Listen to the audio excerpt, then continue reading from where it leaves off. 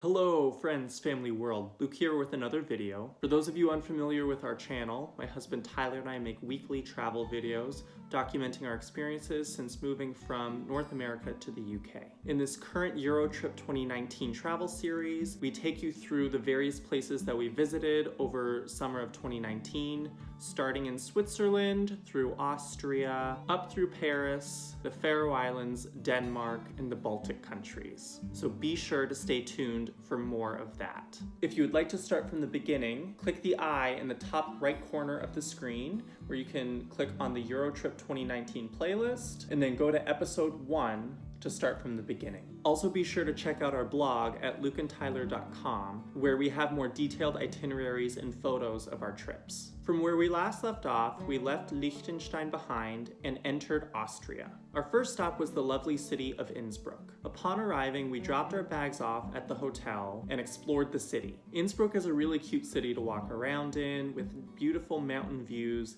as well as the nice preserved architecture.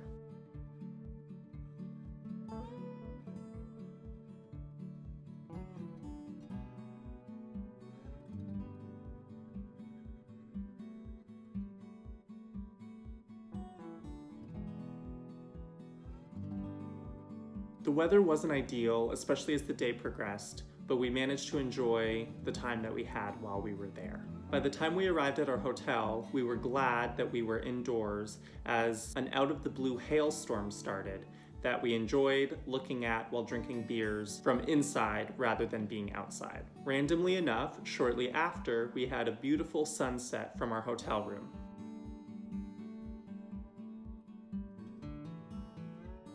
The next morning, we took the cable car railway up to Haffelakar. This is a nice vantage point to enjoy the views of Innsbruck from above, as well as the Austrian Alps, all while enjoying a cup of coffee. Afterwards, we enjoyed going on a short hike east along the ridges, circling back to Zieglube station. This is definitely a must-do hike. The views are breathtaking and amazing.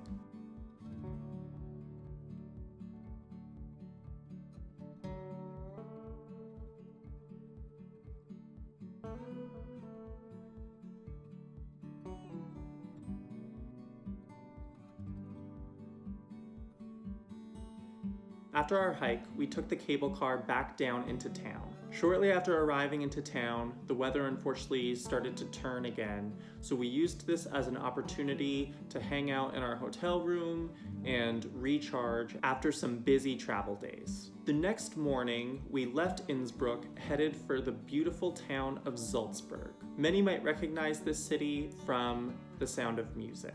After dropping our bags off at our hotel, we headed for the Domplatz area of town, followed by the beautiful Salzburg Cathedral. This is definitely a must-see for anyone visiting Salzburg. The architecture inside the cathedral is simply stunning.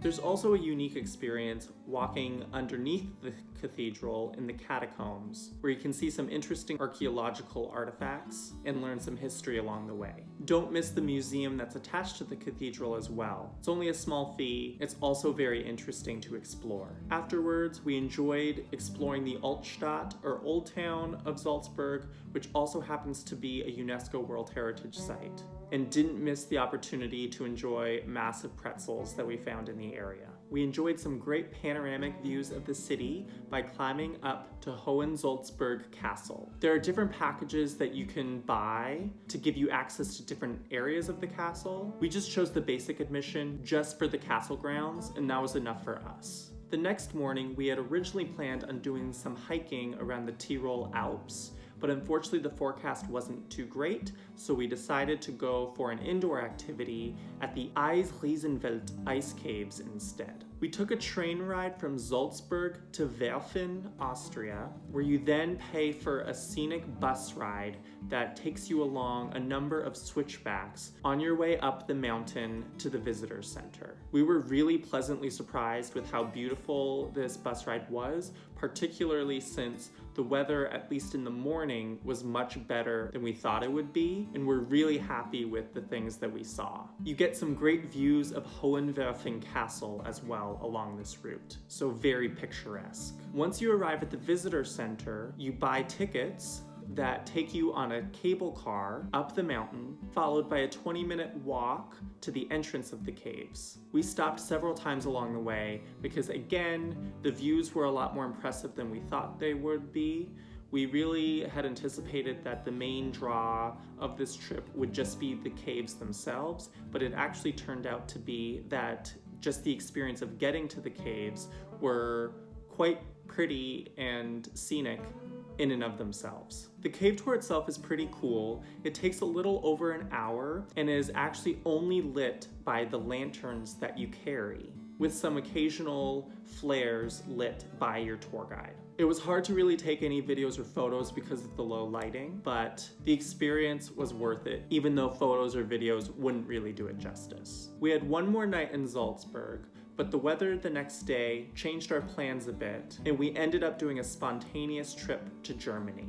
But I'll talk a bit more about that in our next video, where we'll also cover our time in the Hallstatt region of Austria. So stay tuned for that. As always, if you haven't already, be sure to comment, like, and subscribe, and I'll see you at our next video. Thanks, bye.